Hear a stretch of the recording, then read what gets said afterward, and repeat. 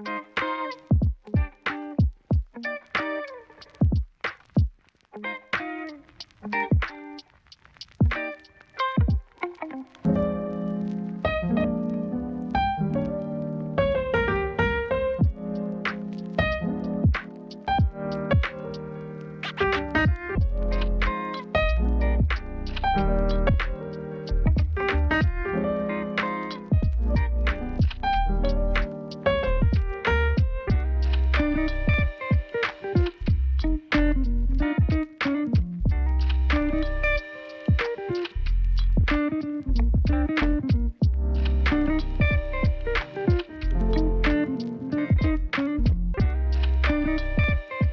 y'all, welcome back to another powerful episode of Queen's Vantage Podcast, where we amplify stories behind the art and uncover the heart behind the purpose. Today, I am honored to be joined by the beautiful, the wonderful, the magnificent Nzuri Soul. Nzuri, welcome to Queen's Vantage Podcast. Thank you so much for having me. I'm so blessed to be here. Absolutely, Queen. I am happy to have you, and you are looking gorgeous and fabulous as always. Girl, I'm doing what I can, okay? Trying to keep up with you. Listen, but when two queens come together, magic happens. So let's make some magic in this interview. Yes, there's nothing they can do about it. You ready to get into this? Absolutely. All right, well, let's start here. When you hear someone introduce you as Nzuri Soul, what does that name mean to you in this season of your life? That's such a wonderful question. Thank you. You know, Nzuri Soul is really a stepping stone for me. You know, most of the time when I hear them say it, they don't pronounce it correctly because my name is Nzuri Soul, but it's Nzuri, right? So they're like, Nzuri, now Nzuri. I mean, I get the works with that name, but really Nzuri Soul means a lot to me. It was really a rebirthing for me, kind of like a me coming into myself type of thing, you know? So I love that name. I love that name. It's absolutely beautiful. Thanks. Well, let's take it back some to help the audience really connect with you, because I think a lot of folks may know their music, but they may not know who Nzuri Soul is. So take us back to when you were a child and what inspired you in your love for music to really get into it. Oh my goodness. My love for music definitely did start as a child. Like genuinely, I was born in Dallas, Texas, but I was raised in Jasper, Texas, which is a really small, very southern town. And so really my first love was gospel music and country music.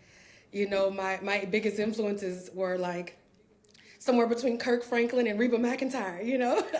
So that was really my love for music, and how it began was really an eclectic mashup of things like that my mom exposed me to, along with, our favorite clean in the house music, that Anita Baker, them Temptations, that, Shaka Khan, Aretha Franklin, Tina Turner.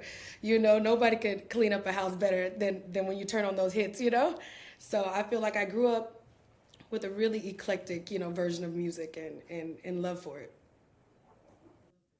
Yeah, I love hearing you talk about your mom, because I had the pleasure and the honor to meet her. And you carry so much light. And I have to imagine that a part of that is what was poured into you as a little girl.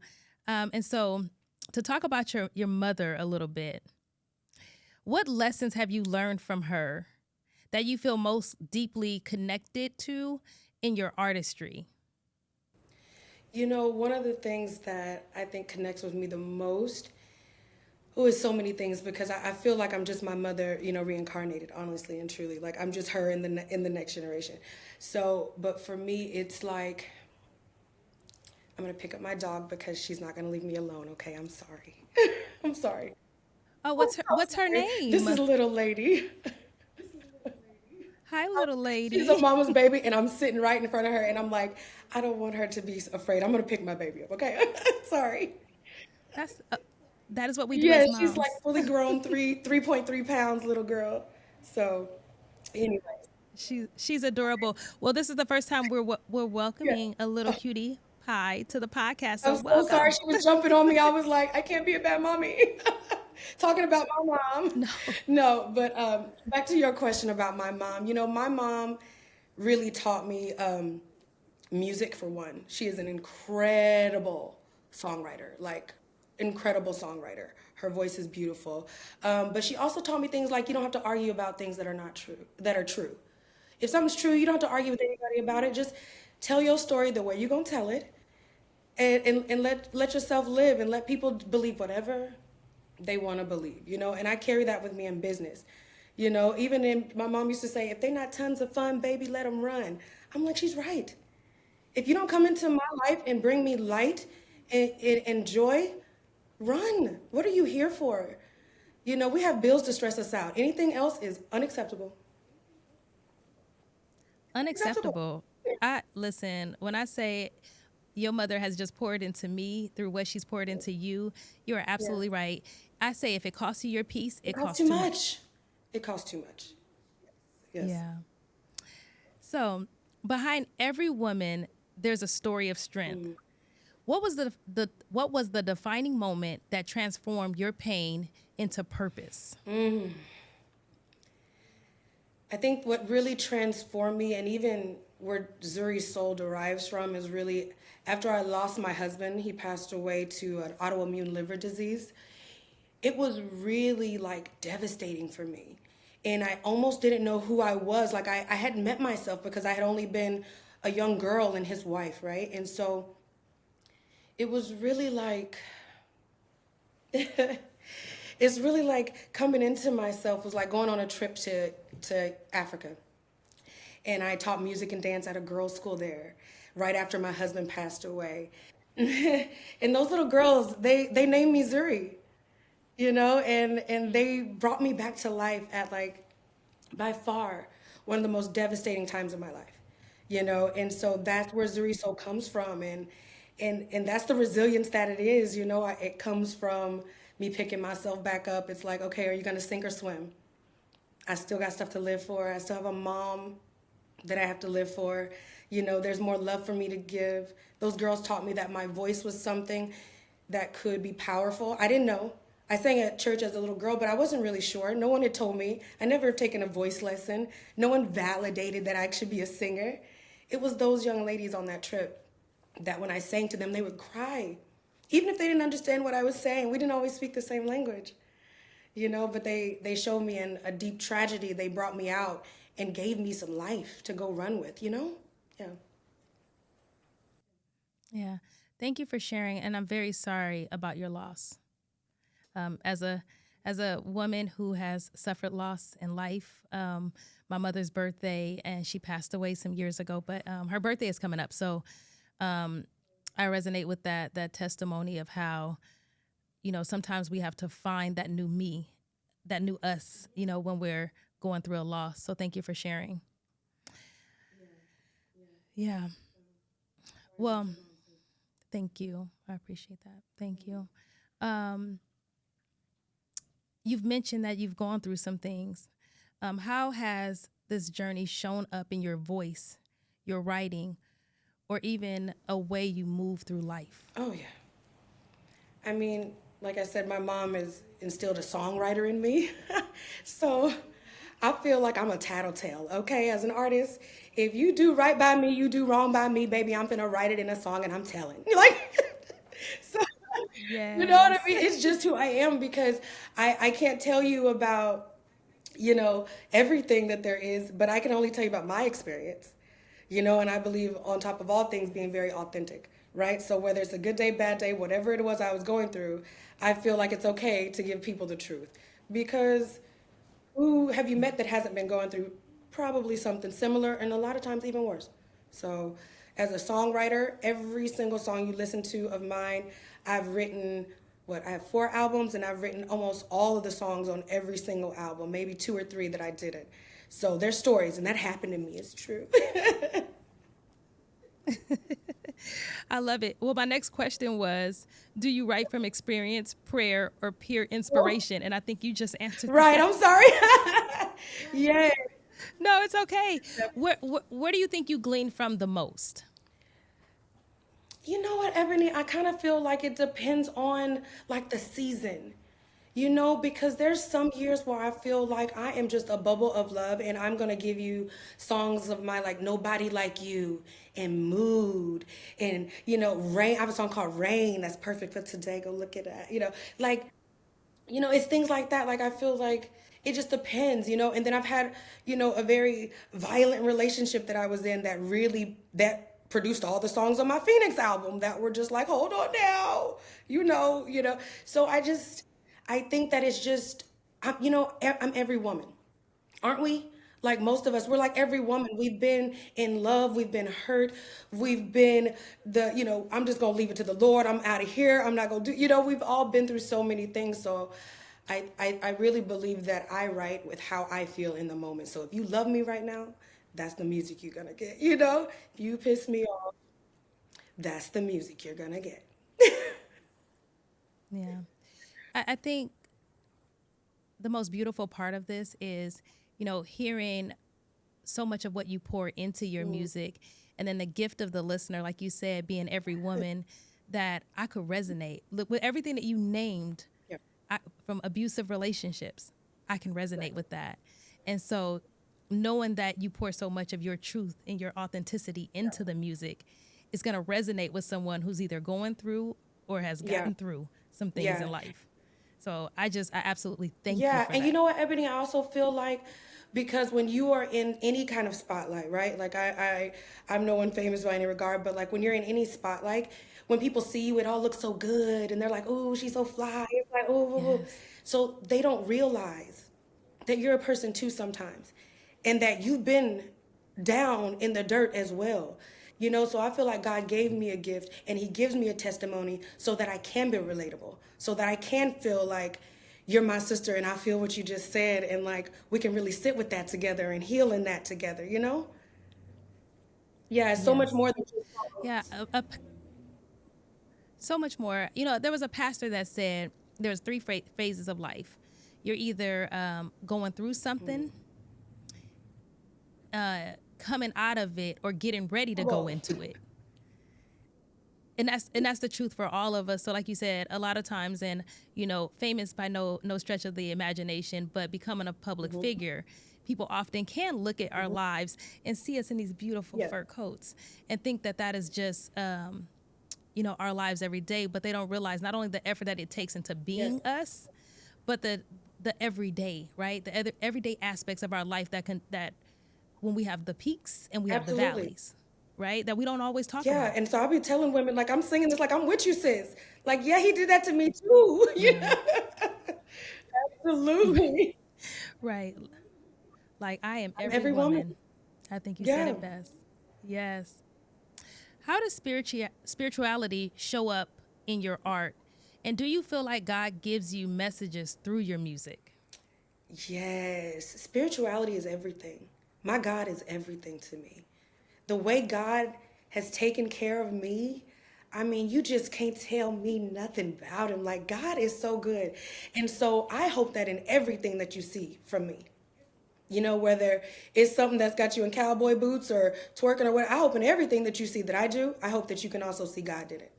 I hope that you can see my spirituality in it. I hope that you can see that I wouldn't have been able to do it had it not been for God. Like my spirituality is everything to me, and I carry that in everything that I do. I think I think that it's really something to where you realize what God has done for you, even in your gifts, right? Because we're all good at something, right? But for some reason, he made me good at music, and I feel like that's not just for me. And I think that is so kind and so sweet. Like, how dare I not spread that everywhere that I go, right? Because I could have not had a voice at all, right? I could not be able to speak at all, right? Yeah. But God didn't only just allow me to speak, but he enhanced it to a way to where you can make somebody's day. You can lift somebody's spirit just by what God gave to you to enjoy. So my spirituality, I feel like I hope it's in everything. And I really highlight that, in my Christmas in Egypt concert every year. I go to those roots and really make sure that they shine.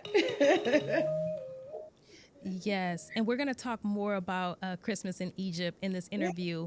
But thank you so much for sharing that with us, because I always say before I do any interview, I always ask God to remove me and allow him to flow through, because this isn't about me. This is about the purpose that he put in me. So thank Thank you. you. Zuri, what keeps you grounded as an artist in this industry that often values popularity over Yes. purpose? Ooh. Honestly, my friends, my friends keep me very grounded, okay? Because I might be a lot of things and to a lot of people, but my friends will call me out on it. They are not yes friends, okay? And they keep me very grounded, very solid. I feel I'm someone that, my friends are my family. I'm closest to my, the family that life gave me. And so I feel like they have really blessed me with a very honest tongue, and so that keeps me very grounded. I am not Yes. all of that, and I am okay with receiving it. And they, but my family, Yes. my mother, and my mom is a masterpiece of a person. Like the way she loves is just been like my stepping stone through every door. It's like I'm gonna go because my mama got me. She gonna push me through. You know what I mean? If they close the door, she's like, "Baby, I already got this window open over here." Like it's that type of love in my life that I feel like keeps me incredibly grounded. Yeah. Yeah, I love that. And what you said is so true.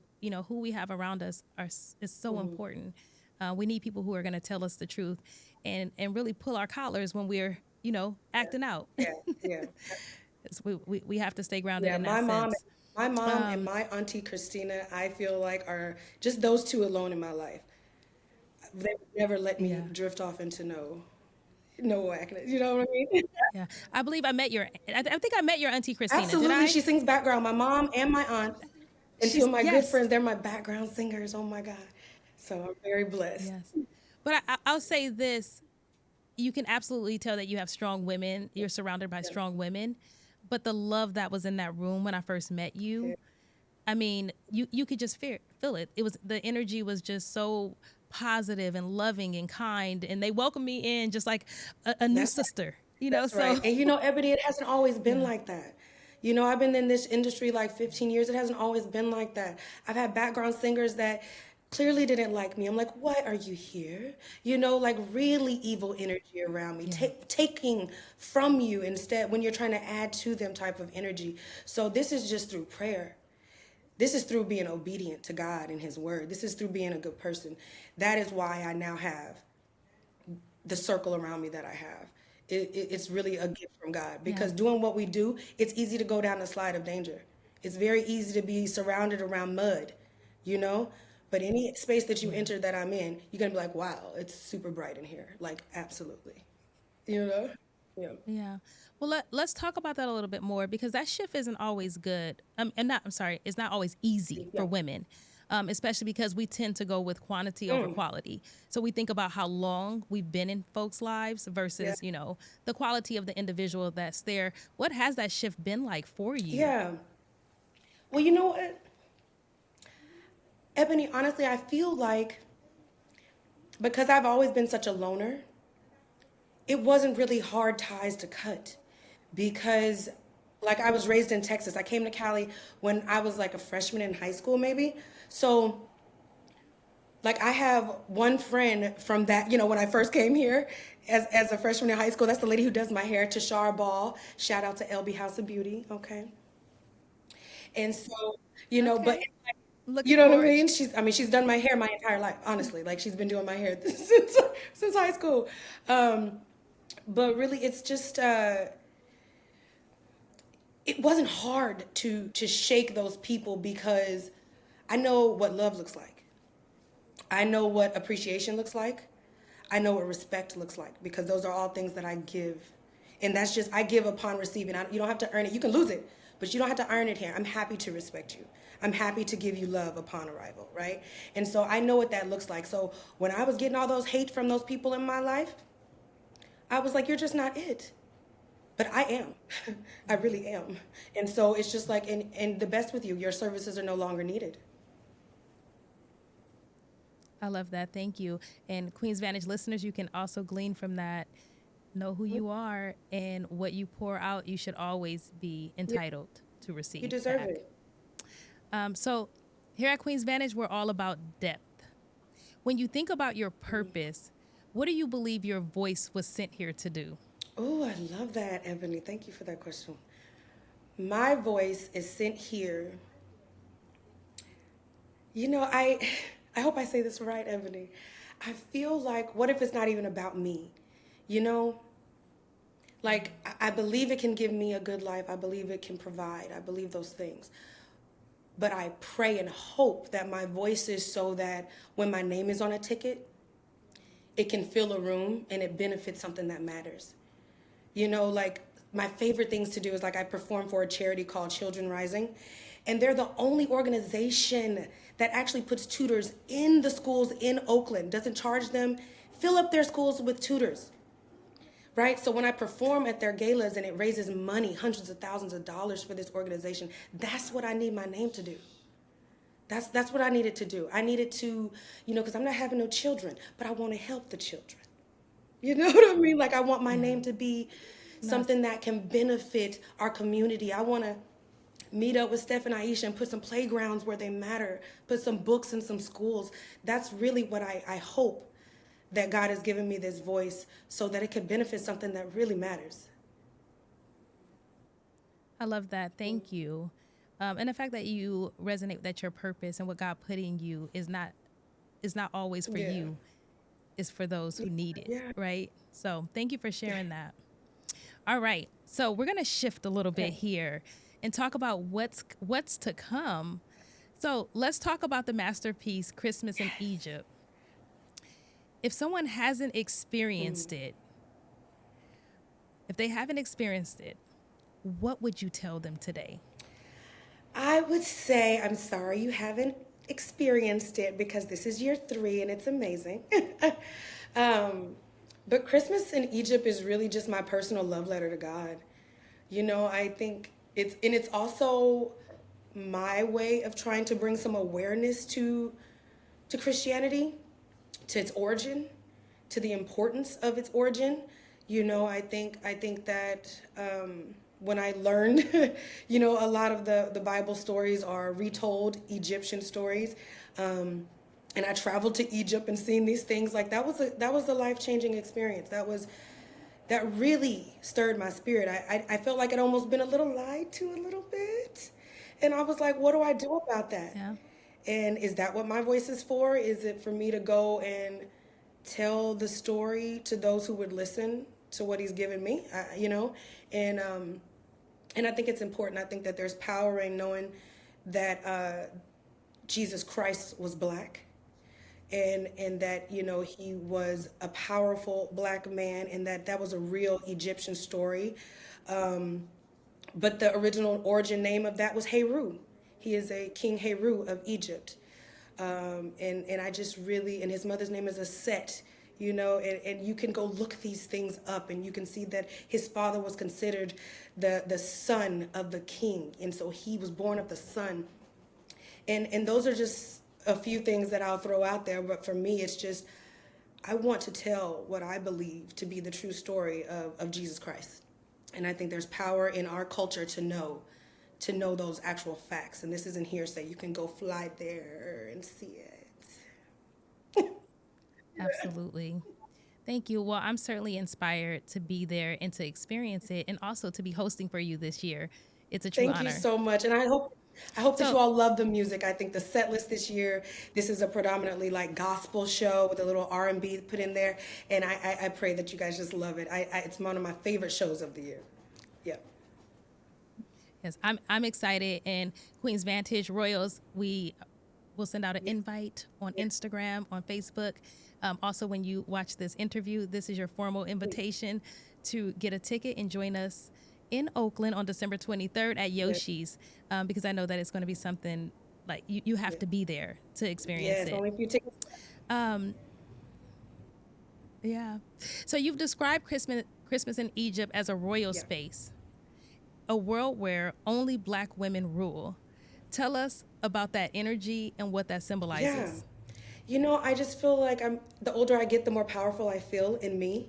You know, the lessons you learn, I feel like they can break you or make you stronger, and that's your choice. And so for me, It is a royal experience. There's a reason why I have a choir of all women and there's a band of all men, because I think that the men should work for us. And they should be doing, and they should be we should be standing in front of them, and they should be our backbones. One of the issues I feel that men are not being our backbone where we need them. And so Christmas in Egypt, the women on the stage and as well as myself, I want us to feel like queens, because I really believe that I am, genuinely, no Disney. And so I just wanted to be felt that this is a space where women are in power here. Yes, and we are queens. You're absolutely right.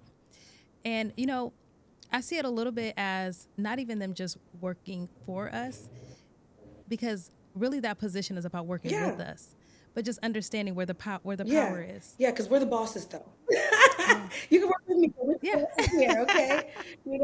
And sometimes it's good for men to learn. Sometimes you do have to work under a woman, and it's okay. It's okay. It's absolutely okay. And I think most of the greatest men and there's data that says the most successful men in the world. So I think it was like 70 or 80% of billionaires, men, are married. Right. Because you got to ask your wife if that's a good move or not. Yes. Exactly. Yes. So this is an annual tradition for you now. What makes this year production unique or next level?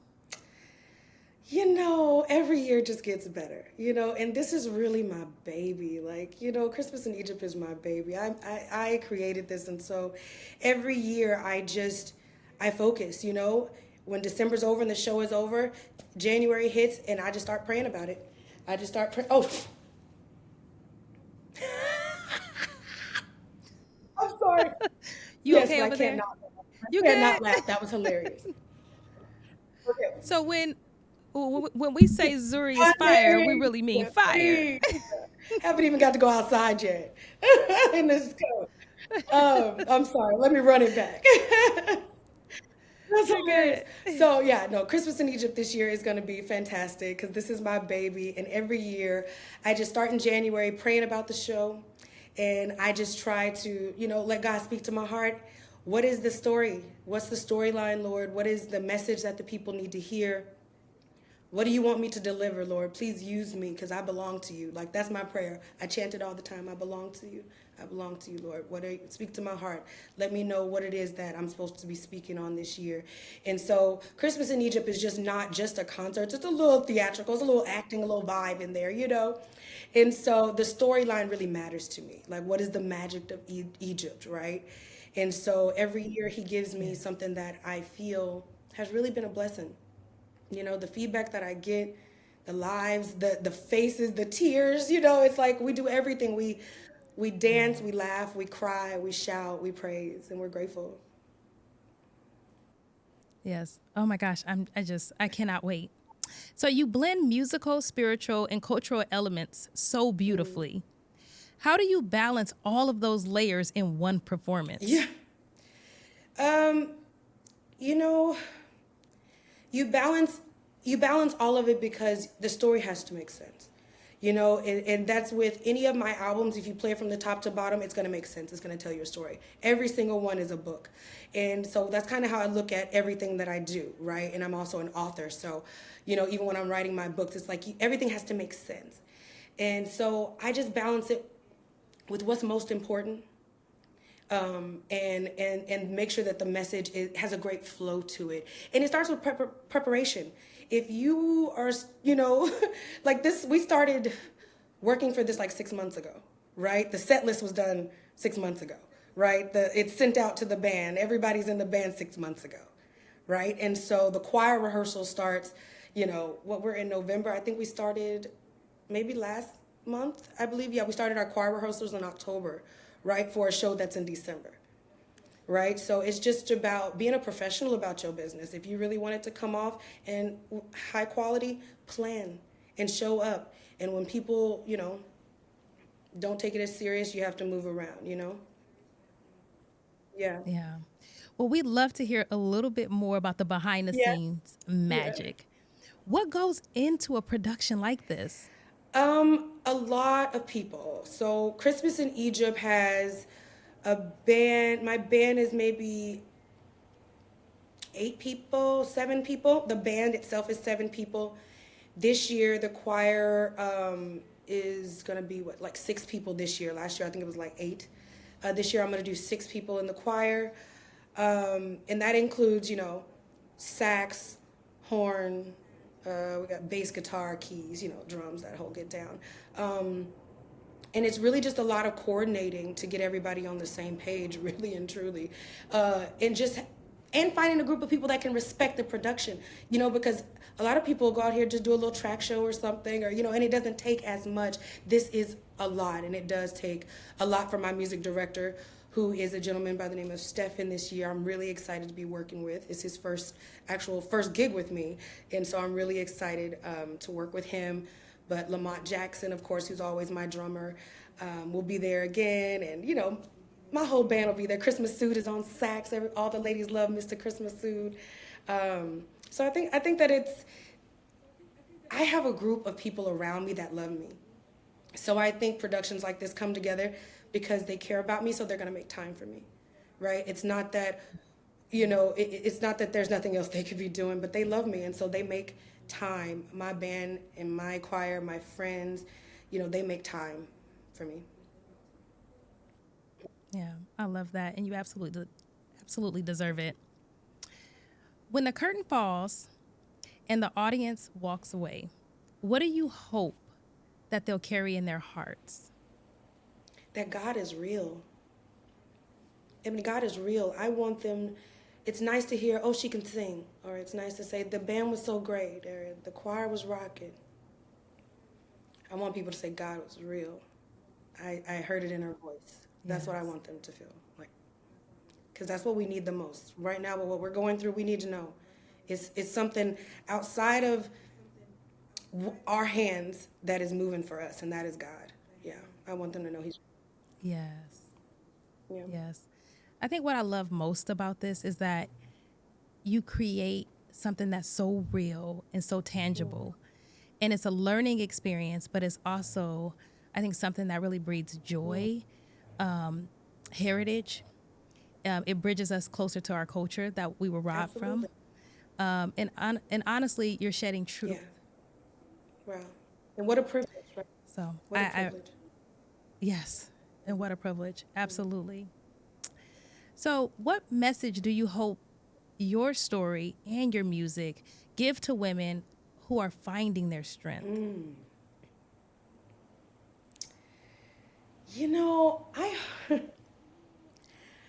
I hope that my story, I hope it beats the pain to the punch for some women, really. Like, I hope that someone listens to my story and they don't ignore the red flags and end up in a bad relationship. I hope that, of course, I have some songs like No Blues that I think can surely get you through a breakup. Hunty, change your life, yes it will. Come on. But in my heart, I feel like, haven't we been through enough? When I talk to my friends, my female friends, we've been through enough. I hope that my music can prevent some of this. Like, somebody turn it on and say, you know what? I'm not going to put myself through that. Like, I recognize game. I see the pain. Let somebody else love me better than that. Because that's what I did. That's what I'm talking about. Okay. I love that. Nzuri, you've turned loss, love, and faith into legacy.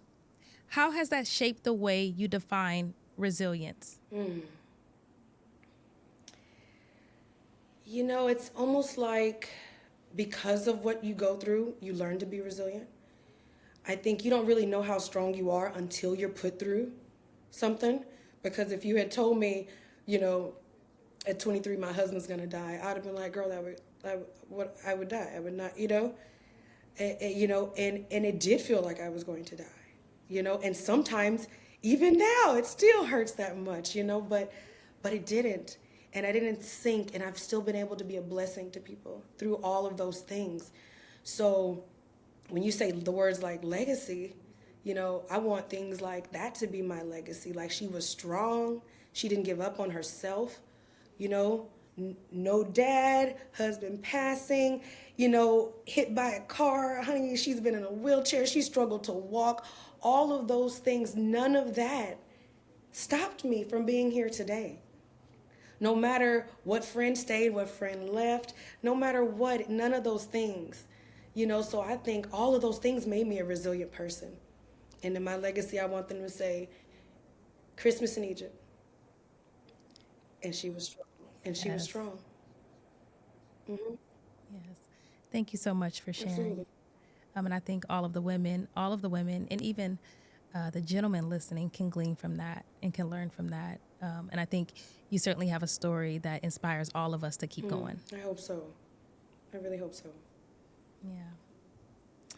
So looking ahead to 2026, what's next for Nzuri Soul? Any new projects, dream collaborations, or personal milestones that you're excited about? 2026. Come on, 2026.